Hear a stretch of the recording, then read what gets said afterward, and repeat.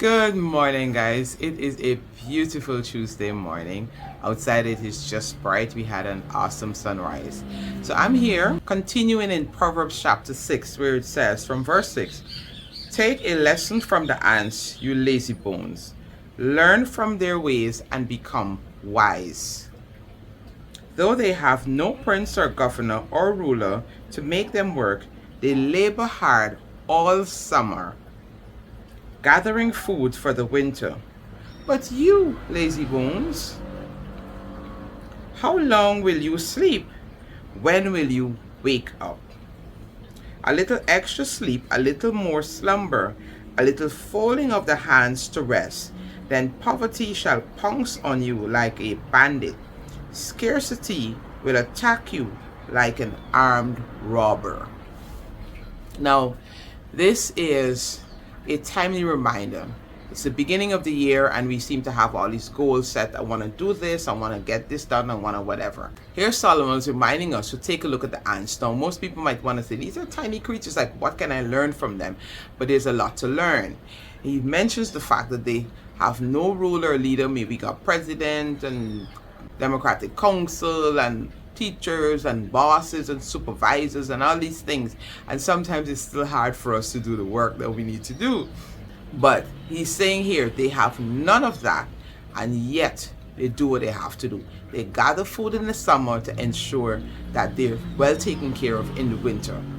Now, so he warns and he says, a little sleep, a little slumber, a little folding of the hands, and poverty may pounce on you. Why? Because we got to learn that, like the ants, to be consistently going after what it is we need at the time when it's needed to be done. You know, sometimes we don't get accomplished the things that we need to accomplish simply because we're not doing it at the time it should be done. You know, old people saying in Guyana, it says you don't take candlelight to go and see what you should have seen in broad daylight. In other words, if you needed to find something bright daylight, that's the time you do it, not nighttime when you gotta go find, you know, a mediocre light to do it. And it's the same thing when we have our goals. It's the beginning of the year. This is the time to set the path, to lay out your plan and begin to strategically follow it. Not wait till you're in, you know, mid-year and November, like, oh gosh, me really see no progress for this year. You will see progress if you sit and plan and work at the right time. Now is the time for you to push. Now is the time for you to get things. Everybody around is trying to make changes and trying to do what they have to do. So when you come alongside at that point in time, they can incorporate you into their plan. They can incorporate the things that you desire to get done in their plans and so on. If you tell yourself, oh no, it just started, it's time, like just relax and so on.